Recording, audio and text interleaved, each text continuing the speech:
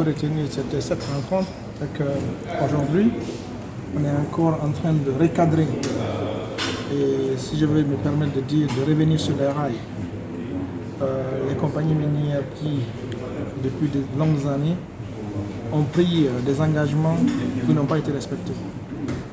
Et comme vous pouvez le savoir, depuis l'avènement du 5 septembre, son Excellence, Monsieur le Président, a toujours dit qu'il va respecter ses engagements vis-à-vis des conventions minières. Et il veut que cela soit de même pour les autres. Donc aujourd'hui, on rappelle non seulement que nous ne voyons pas de signes, nous n'avons pas de visibilité par rapport aux engagements que ces compagnies ont signés dans leurs conventions. On les rappelle également le problème et l'impact négatif qui joue sur la Guinée par rapport au marché mondial de l'aluminium. Donc, on sent qu'il y a de la mauvaise volonté. Ok. Mais on veut rectifier ça avec un suivi très sérieux. Comme je l'ai dit dans la présentation, on va essayer de mettre en place des chronogrammes trimestriels pour voir effectivement ce que chacun fait mois après mois à travers des rapports mensuels. Vous avez aussi dans votre discours préliminaire...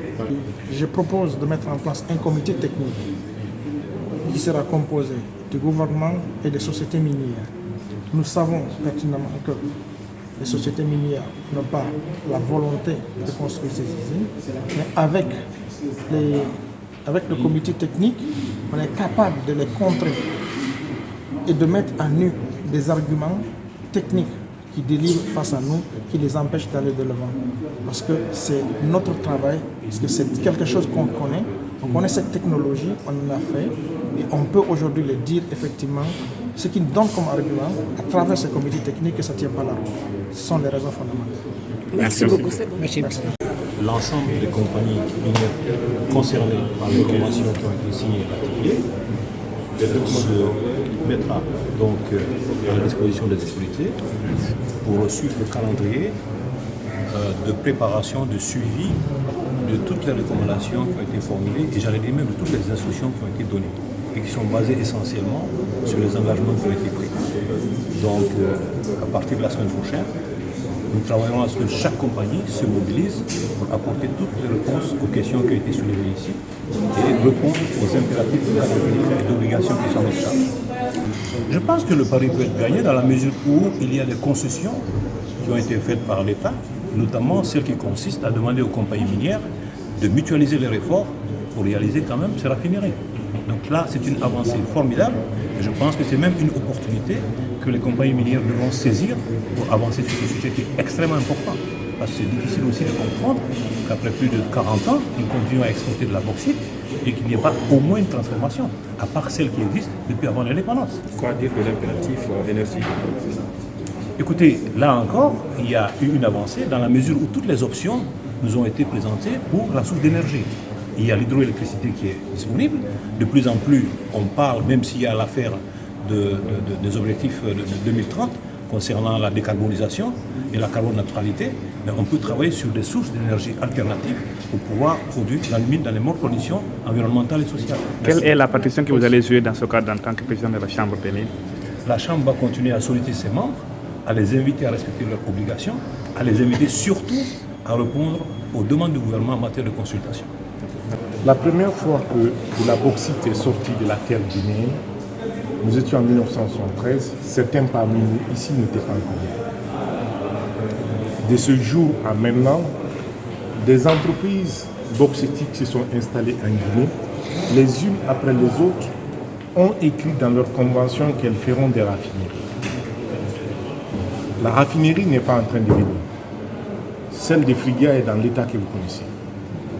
Nous continuons à exporter de la terre rouge avec une faible valeur ajoutée et une faible capacité de création de richesses et de travail. Cette situation ne peut plus continuer. Le chef de l'État, le président de la transition, son Excellence colonel Mamadi Doumbouya, a appelé les 9 entreprises minières qui ont dans leur convention la construction d'une raffinerie d'aluminium.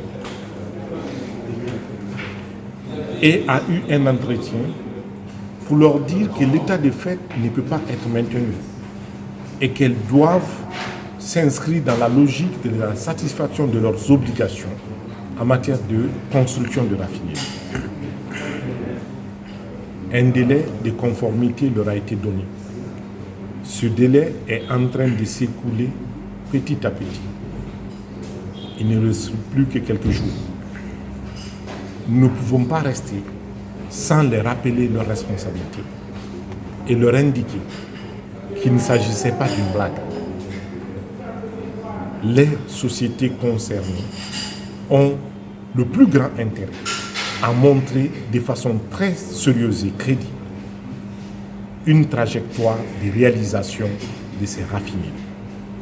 Individuellement, en groupe de groupes, à eux d'en décider. L'idée est que chacun soit en capacité de respecter ses engagements. Alors aujourd'hui, on est à quelques jours de l'expiration de ce délai de conformité. Est-ce que c'est encore faisable? Est-ce que ces sociétés sont à même de respecter leurs engagements? Si ce n'est pas fait, qu'est-ce que le gouvernement ferait? Soyons clairs, une raffinerie ne sort pas de terre en quelques jours, en quelques mois. Au minimum, vous avez 24 mois pour vous mettre en piste. Vous pouvez aller jusqu'à 48 mois pour avoir une raffinerie pleinement fonctionnelle. L'idée est qu'on sache que des gens y travaillent. Parce que si on n'y travaille pas, ça va se passer comme depuis 1973.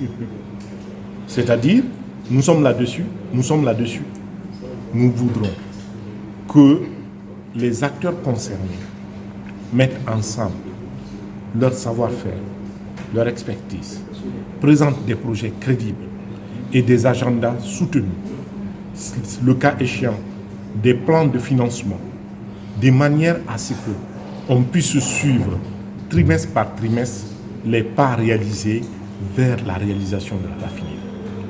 L'idée n'est pas que d'ici le 1er février, on ait une raffinerie, mais qu'on ait une trajectoire crédible, consistante et financée vers cela.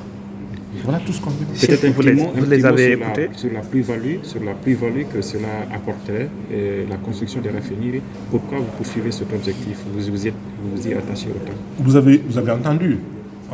Premièrement, au lieu de sortir de la terre quand il est usiné localement, c'est du travail supplémentaire pour la jeunesse guinéenne. Lorsqu'il est usiné localement, la différence de prix entre la bauxite terre rouge que nous vendons et la bauxite transformée en alumine, l'écart qui est entre les prix est au-delà de 2 chiffres. Donc, ça veut dire que si nous recevions 1 franc par unité, nous passerons à l'échelle 10. Vous imaginez toutes les possibilités qui s'offrent à nous avec ces manques d'infrastructures que nous avons, ces besoins en formation de la jeunesse et puis tout ce que l'on peut faire pour avancer ce pays. Vous les avez écoutés, ces entreprises. Qu'est-ce qui se dégage de leur communication par rapport à ces engagements qu'elles ont pris? Vous m'avez entendu, j'ai fait une synthèse de ce qu'ils ont eu à dire. Tous disent, on s'est engagé et nous sommes engagés à respecter notre engagement. Tous disent, nous avons un plan et nous allons le faire. Mais nous sommes obligés de constater que depuis tout ce temps qu'on nous promet que ça va se faire, si vous demandez aujourd'hui qui est-ce qui peut poser une première pierre en 2023, vous trouverez 0.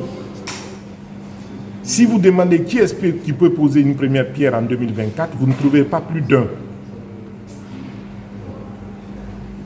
Alors, est-ce que nous devons s'en tenir à ce qui nous est dit ou chercher à mettre tout ça dans un cadre crédible pour avancer?